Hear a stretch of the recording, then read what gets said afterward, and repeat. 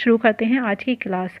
बाल विकास की अवस्थाओं को अलग अलग मनोवैज्ञानिकों ने अलग अलग प्रकार से विभाजित किया है, यानी कि डिवाइड किया है उनको। जोन्स ने बाल विकास को 3 अवस्थाओं में वर्गीकृत किया है, जो इस प्रकार हैं। पहली है शैशवावस्था, जन्म से 5 वर्ष तक।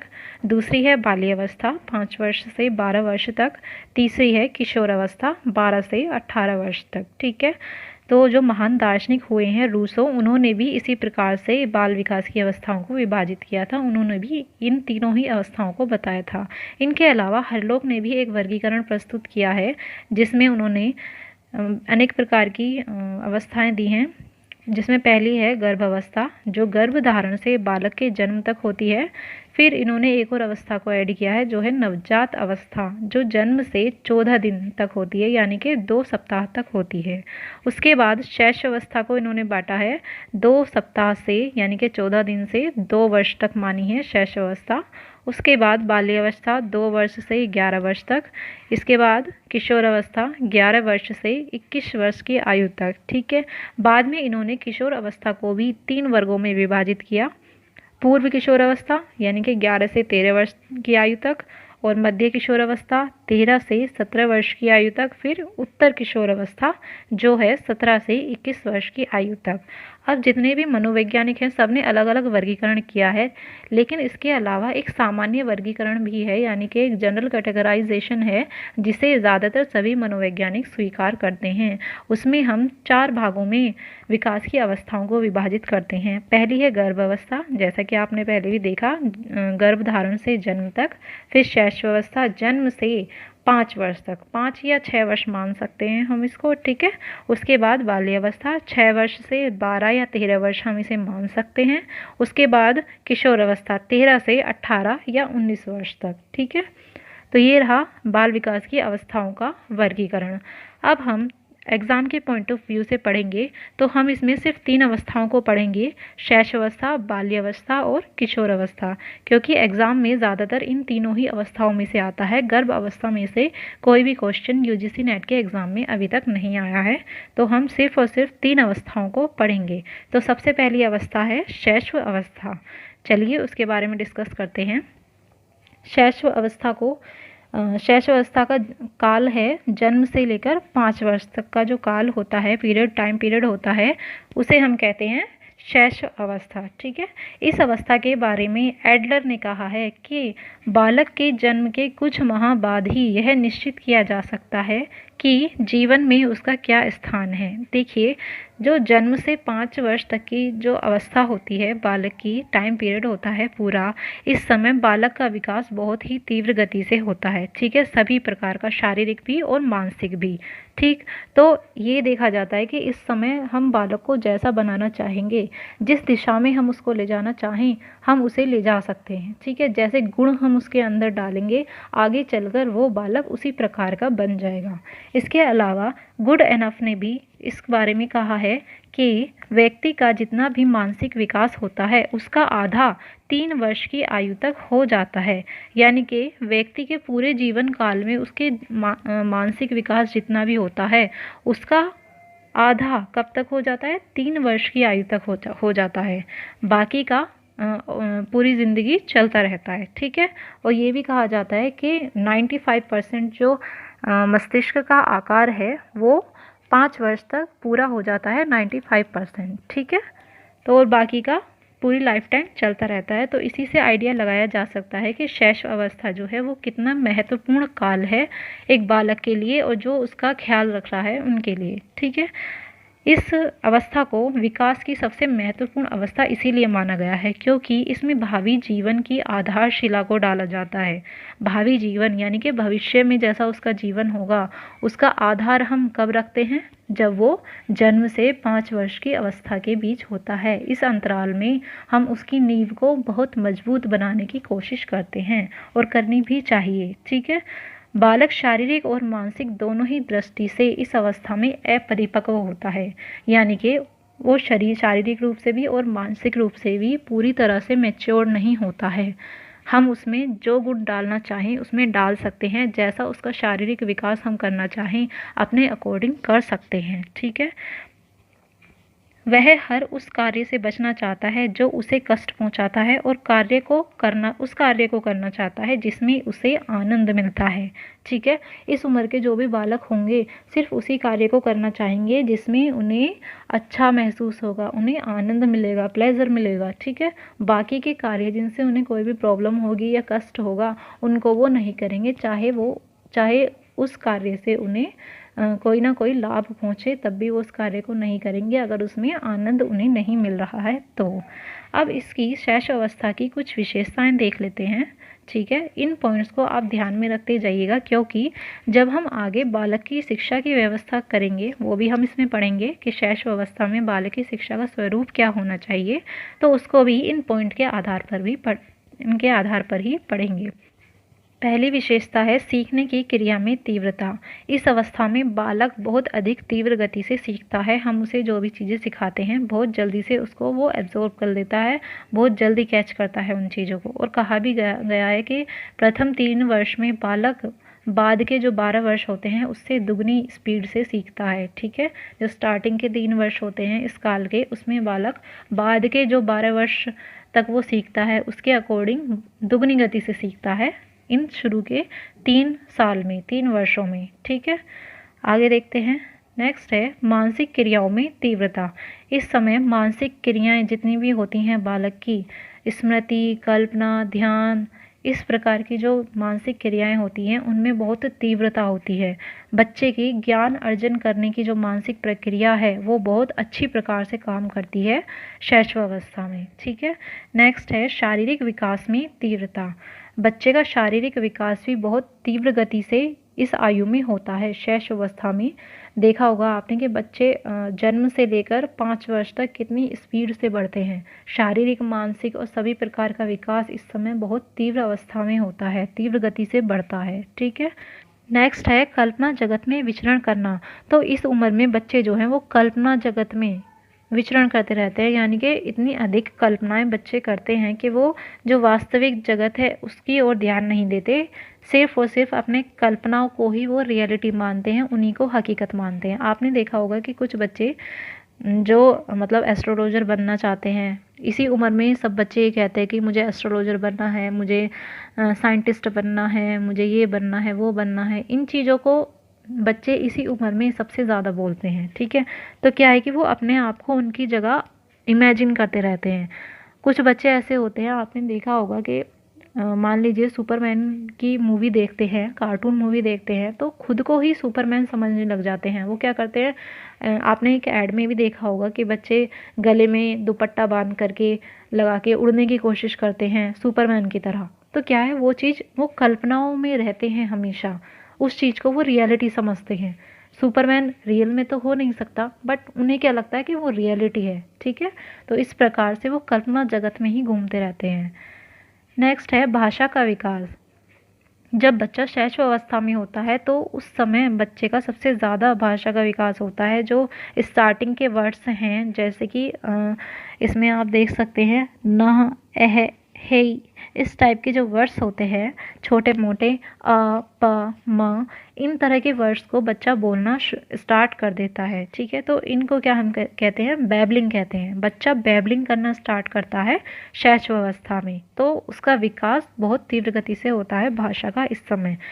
नेक्स्ट है नैतिक विकास का अभाव। तो इस उम्र में बच्चों में नैतिक विकास का अभाव होता है।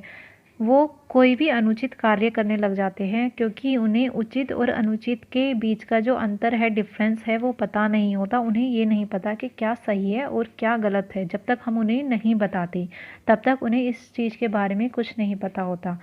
मान लीजिए अगर किसी बच्चे को कोई खिलौना पसंद है और उससे वो किसी ने छीन लिया, किसी दूसरे बालक ने छीन लिया, तो वो अनैतिक तरीके से उसे वापस लेने की कोशिश करता है। उसे ये नहीं पता होता कि क्या चीज़ उचित है क्या नहीं। अगर उसे उससे वो चीज़ लेनी है तो वो उसे किस प्रकार से मांगे, बस वो जैसा व्यवहार करना चाहे करने लग जाता है, यानी कि अनैतिक व्यवहार करने लग जाता है दूसरे बालक के साथ। ठीक है, आगे चलते हैं। नेक्स्ट है समान गतियों एवं शब्दों में पुनरावर्तन की प्रवृत्ति। तो इस समय बालक जो क्रियाएं करता है जिनमें उसे मज़ा आता है, अच्छी लगती हैं उसे क्रियाएं, उन्हें वो बार बार दोहराता है। ठीक है, उन उन क्रियाओं को दोहराता है या फिर उन शब्दों को दोहराता है। जब बच्चा किसी पोयम को बोलना सीख जाता है और उसे उस पोयम को बोलने में मज़ा आने लगता है, तो वो उसे बार बार दोहराने की कोशिश करता है। तो क्या है, पुनरावर्तन यानी कि रिपीटेशन की प्रवृत्ति उनमें होती है। ठीक है। नेक्स्ट है मूल प्रवृत्त्यात्मक व्यवहार की अधिकता। बालकों में कुछ ना कुछ मूल प्रवृत्तियां होती हैं जिसके बारे में हमने शिक्षा के अर्थ में भी पढ़ा था। शिक्षा का अर्थ ही यही है कि बालक की मूल प्रवृत्तियों को विकसित करना। तो उसकी जो ये मूल प्रवृत्तियां होती हैं उनसे संबंधित व्यवहार की अधिकता जन्म से 5 वर्ष की आयु में बच्चों में पाई जाती हैं। मूल प्रवृत्तियां वो होती हैं जो बचपन से ही बच्चों में होती है, हमें उन्हें सिखाने की ज़रूरत नहीं पड़ती है। जैसे कोई भी क्रिया हुई उसके प्रति उनकी प्रतिक्रिया वो मूल प्रवृत्तियों में आती है। बच्चे को भूख लगी तो वो रोने लगा, वो भी मूल प्रवृत्ति है। प्यास लगी तो वो पानी मांगने के लिए दौड़ता है। ठीक है। या फिर जब उसकी साइड कोई चीज़ जाती है तो वो एकदम से पलक झपकने लग जाता है। तो क्या है, ये सब क्या है, मूल प्रवृत्तियाँ हैं। जब बालक किसी लो को टच करने की कोशिश करता है, दीपक की लो हो चाहे मोमबत्ती की लो हो, तो उन्हें पकड़ने की कोशिश करता है। तो जैसे ही उसे अपने हाथ के पास हीट महसूस होती है, गर्माहट महसूस होती है, यानी कि उसे कष्ट प्राप्त होता है, तो वो अपना हाथ एकदम से पीछे हटा लेता है। तो ये क्या है, मूल प्रवृत्तियां हैं बच्चों की। तो इन्हें हमें सिखाने की ज़रूरत नहीं होती, ये बचपन से ही बच्चों में होती हैं, जन्मजात होती हैं। तो इस प्रकार का व्यवहार बच्चों में इस समय देखने के लिए मिलता है बहुत अधिक। नेक्स्ट है काम प्रवृत्ति यानी कि सेक्स इंस्टिंक्ट। आपने देखा होगा बच्चे इस उम्र में ज़्यादातर अपने हाथों की या पैरों की उंगलियों को मुंह में डालने लग जाते हैं। तो ये क्या है, ये उनकी प्रेम भावना होती है, जिसे जो सिगमंड फ्रायड हैं, मनोवैज्ञानिक हैं, उन्होंने लिबिडो का नाम दिया है। किसका नाम दिया है, लिबिडो का। ठीक है। तो ये सेक्स इंस्टिंक्ट होते हैं बच्चों के अंतर्गत। जन्म काल से ही उनमें ये काम प्रवृत्ति होती है जो कि स्वार्थ में ही होती है। बच्चा क्या करता है, अपने ही अंगों से प्रेम करता है इस उम्र में। तो इसी को स्वत्व प्रेम भी कहा जाता है, ऑटो एरोटिज्म, यानी कि स्वत्व प्रेम की संज्ञा भी इसको दी गई है जब बालक स्वयं अपने अंगों से प्रेम करता है। ठीक है। इसी कारण बच्चे अपने हाथों या पैरों की उंगलियों को या अंगूठे को अपने मुंह में डालते हैं। इसके अलावा जब बालक धीरे धीरे बड़ा होता जाता है, जब वो 3 या 4 वर्ष का हो जाता है, ठीक है, तो वो जो बालक होता है वो अपनी माता से प्रेम करने लगता है, और जो बालिका होती है वो अपने पिता से प्रेम करने लगती है। क्यों? क्योंकि उनके अंतर्गत कुछ ग्रंथियां विकसित हो जाती हैं। बालक के अंतर्गत ओडिपस ग्रंथि का विकास होता है और बालिकाओं के अंतर्गत इलेक्ट्रा ग्रंथि विकसित हो जाती है, जिस कारण से वो इस प्रकार का व्यवहार करते हैं। ठीक है। ओडिपस ग्रंथि को हम कहते हैं पितृ विरोधी ग्रंथि, क्योंकि बालक जो है ये बालक में होती है और बालक पिता के विरुद्ध हो जाता है और किसे प्रेम करता है, अपनी माता को प्रेम करता है। इनके अलावा जो बालिका होती है उसमें इलेक्ट्रा ग्रंथि का विकास होता है, यानी कि मातृ विरोधी ग्रंथि। बालिकाएं अपने पिता के साथ रहना ज़्यादा पसंद करती हैं, उन्हें प्रेम करती हैं और अपनी माता के विरुद्ध हो जाती हैं इस उम्र में। नेक्स्ट है जिज्ञासा की प्रवृत्ति। इस समय बच्चों में बहुत अधिक जिज्ञासा की प्रवृत्ति होती है। वो जिज्ञासु होते हैं और नई नई वस्तुओं के बारे में जानकारी एकत्र करना चाहते हैं। जो भी नई वस्तु उन्हें दिखाई देती है या कोई नई जगह पर जाते हैं तो उनके अंतर्गत विभिन्न प्रकार के प्रश्न उत्पन्न होने लगते हैं। क्यों, क्या, कैसे, इस प्रकार के प्रश्न वो अपने से बड़ों से पूछने लग जाते हैं। बच्चे क्या है, नई नई जानकारी एकत्र करना चाहते हैं, इस कारण वो इस प्रकार के प्रश्न पूछते हैं। नेक्स्ट है अनुकरण द्वारा सीखना। शैशवावस्था के बालक सबसे ज़्यादा इमिटेशन के द्वारा सीखते हैं, दूसरों की नकल करके सीखते हैं। जब वो अपने से बड़ों को कोई कार्य करते हुए देखते हैं तो उन्हीं के समान कार्य करने की कोशिश भी करते हैं। आपने अक्सर देखा होगा कि जो छोटे बालक होते हैं वो अपने पिता को देखकर कभी कभी शेविंग करने लग जाते हैं, चाहे तो उनके सामने या कभी कभी चोरी छुपे भी वो शेविंग करने की कोशिश करते हैं। या फिर जैसे लड़कियां होती हैं वो अपने माता की तरह ड्रेसिंग करने का स्टाइल कोशिश करती हैं, ठीक है, उनकी तरह मेकअप करने की ट्राई करती हैं। तो ये सब क्या है, इमिटेशन है, नकल करके वो बच्चा सीख रहा है कुछ ना कुछ चीज़ें। नेक्स्ट है दूसरों पर निर्भरता।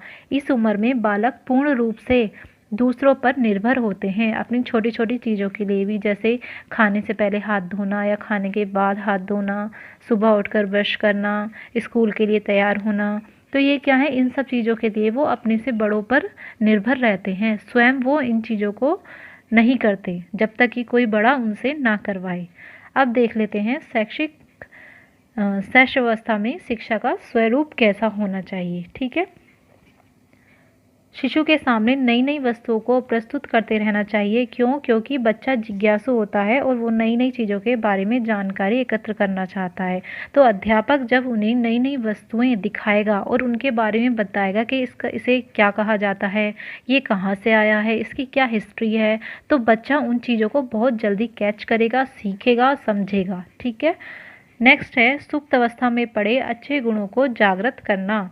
इस उम्र में बच्चों के अंतर्गत कुछ ऐसे गुण होते हैं जो सुप्त अवस्था यानी कि सोई हुई अवस्था में पड़े हुए होते हैं। इन गुणों को जागृत करने की आवश्यकता होती है, जो कार्य किसके द्वारा किया जाता है? अध्यापक के द्वारा किया जाता है।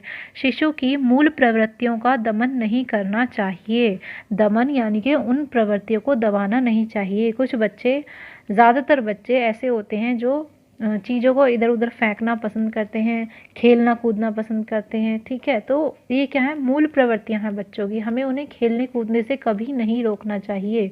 उन्हें चार दीवारी के अंदर बंद करके नहीं रखना चाहिए।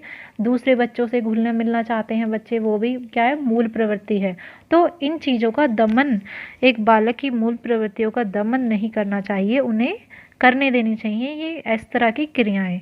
नेक्स्ट है प्रेम व सहानुभूति का व्यवहार। बच्चे अगर कोई गलती करते हैं तो उन्हें डांटने की बजाय उन्हें प्रेम से, प्यार से समझाया जाए, उनके प्रति सहानुभूति व्यक्त की जाए तो ज़्यादा अच्छा रहता है। बच्चों का विकास ज़्यादा अच्छे प्रकार से होता है और वो उन बातों को अच्छे प्रकार से समझते हैं। नेक्स्ट है सोचने एवं विचारने के अधिक से अधिक अवसर देने चाहिए। तो अध्यापक को क्या है, वो एक ऐसा वातावरण तैयार करे, बच्चों को ऐसे अवसर दे जिससे कि वो अधिक से अधिक सोचें। ठीक है, और अधिक से अधिक विचार करें उन चीज़ों के बारे में। तो ऐसा वातावरण बच्चों के लिए बनाया जाना चाहिए। नेक्स्ट है माता पिता और शिक्षक को अपने व्यक्तित्व और व्यवहार के प्रति सजग रहना चाहिए, क्योंकि बच्चे अपने माता पिता का और अपने अध्यापक का अनुकरण करते हैं, इमिटेशन करते हैं।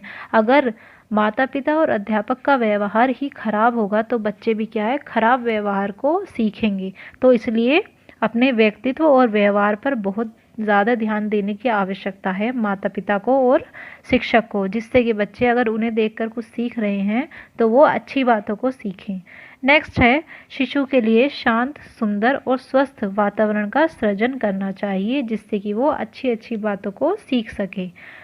नेक्स्ट, बालकों की भाषा का ठीक प्रकार से विकास किया जाना चाहिए। उसके सामने नए नए शब्दों का उच्चारण किया जाना चाहिए, क्योंकि वो इमिटेशन के द्वारा सीखेगा। तो हम उसे नए नए शब्द बोलकर दिखाएं जिससे कि वो उनका अनुकरण करे और उन्हें सीखे, उसके भाषा का विकास ठीक प्रकार से हो सके।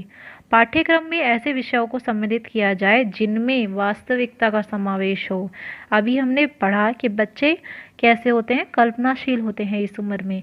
तो अध्यापक को चाहिए कि वो उन्हें वास्तविकता से रूबरू कराए, अन्यथा बच्चे अपने ही कल्पना जगत में विचरण करते रहेंगे, वो वास्तविकता से अवगत नहीं हो सकेंगे। नेक्स्ट है शिशुओं को विभिन्न प्रकार के छोटे छोटे काम करते हुए पढ़ाना चाहिए। बच्चों को छोटे छोटे काम देते रहें और उसी में उन्हें विभिन्न प्रकार की शिक्षा भी प्रदान करते रहें। जैसे कहते हैं ना, खेल खेल में शिक्षा प्रदान कर देना, वो वाली बात इन बच्चों के साथ करनी चाहिए। नेक्स्ट है संवेदनाओं को अच्छी तरह अनुभूत कराने के लिए शिशुओं की ज्ञानेंद्रियों को प्रशिक्षित करना चाहिए। ज्ञानेंद्रियां यानी कि जिनसे वो ज्ञान प्राप्त करता है, कौन कौन से हैं? जो हमारे 5 सेंसेस होते हैं, देखना, सुनना, टेस्ट करना, स्मेल करना और टच करना। ये 5 सेंसेस होते हैं प्रत्येक व्यक्ति के। ठीक है, तो इनको प्रशिक्षित किया जाना चाहिए, ट्रेंड किया जाना चाहिए। वो कैसे किया जा सकता है? जैसे बच्चों को अलग अलग टाइप के फ्लावर्स की खुशबू सूंघाना और उन्हें बताना कि ये रोज़ की खुशबू है, या ये लिली फ्लावर की खुशबू है, ये सूरजमुखी की खुशबू है, सनफ्लावर की खुशबू है। तो इस टाइप से अलग अलग प्रकार की स्मेल बच्चों को सूंघाई जाए, जिससे कि उनकी जो सूंघने की शक्ति है उसका प्रशिक्षण हो सके, उसको ट्रेनिंग मिल सके। इसके अलावा अलग अलग टाइप के साउंड बच्चों को सुनाए जाएं, जिससे कि सुनने की जो पावर है वो ट्रेंड हो जाए। ठीक, इनके अलावा विभिन्न प्रकार के जो टेस्ट हैं, कड़वा, मीठा, खट्टा, इन टेस्ट को बच्चों को टेस्ट कराया जाए और उन्हें बताया जाए कि ये वाला टेस्ट मीठा है, ये कड़वा है और ये खट्टा है। ठीक है, तो इस प्रकार से हम उनकी ज्ञानेंद्रियों को प्रशिक्षण दे सकते हैं। नेक्स्ट है प्रशंसा, निंदा, पुरस्कार एवं दंड का उचित प्रयोग। जब बालक शैशव अवस्था में होता है तो हमें प्रशंसा और निंदा, इसके अलावा पुरस्कार और दंड का प्रयोग करके उसको प्रशिक्षण देना चाहिए। यानी कि अगर कोई बच्चा गलत कार्य कर रहा है तो उसके लिए हमें निंदा करना चाहिए, उसकी निंदा करनी चाहिए, और कभी कभी ज़रूरत पड़े तो उसे दंड भी देना चाहिए। दंड ज़रूरी नहीं है कि शारीरिक दंड दिया जाए, हो सकता है हम बच्चों को कुछ और भी दंड दे सकते हैं, जैसे एक्स्ट्रा होमवर्क दे देना, ये भी बच्चों के लिए एक दंड का ही कार्य करता है। ठीक है, इस प्रकार के दंड देकर हम उन बच्चों को प्रशिक्षित कर सकते हैं, उन्हें एक अच्छी दिशा में ले जा सकते हैं। अगर बच्चा कोई अच्छा कार्य करता है तो उसके लिए प्रशंसा कर सकते हैं, उसे कोई भी पुरस्कार दे सकते हैं, मान लीजिए टॉफ़ी दे दी, चॉकलेट दे दी। इस प्रकार से बच्चा खुश होगा और उन क्रियाओं को वो बार बार करेगा, क्योंकि उसे ये जो पुरस्कार हम देंगे वो उसे अच्छे लगेंगे, आनंद प्राप्त होगा, तो उन्हीं क्रियाओं को वो सबसे ज़्यादा करेगा जिनमें उन्हें पुरस्कार मिलेंगे, और जिनमें उसे दंड मिलेगा उन क्रियाओं को वो धीरे धीरे छोड़ता चला जाएगा। ठीक है, नेक्स्ट है संगीत, नृत्य, कविता आदि द्वारा शिक्षा देकर उनमें सौंदर्य बोध विकसित करना चाहिए। ठीक है, यहाँ ये थोड़ा गलत लिखा गया है, विकसित करना चाहिए बच्चों में ये चीज़ें, सौंदर्य बोध। उन्हें संगीत, म्यूज़िक सुनाकर, डांस की एक्टिविटी कराकर, विभिन्न प्रकार की कविताएं सुनाकर, तो क्या होगा, जो सौंदर्य बोध है उससे वो परिचित होंगे भली प्रकार से। ठीक है, तो ये सब था शैशव अवस्था के बारे में। इस चैप्टर को आपने बहुत अच्छे से पढ़ा। नेक्स्ट जो है बाल्य अवस्था, उसको हम नेक्स्ट वीडियो में पढ़ेंगे। तो थैंक यू मेरे वीडियो को पूरा वॉच करने के लिए। ठीक है, अगर आपको वीडियो अच्छी लगी है तो उसे लाइक कीजिएगा, और दूसरों का भला करना चाहते हैं तो शेयर कर दीजिएगा, और मेरे चैनल से आगे तक लाभ उठाना चाहते हैं तो सब्सक्राइब करना ना भूलिएगा। तो मिलते हैं नेक्स्ट वीडियो में। सी यू सून।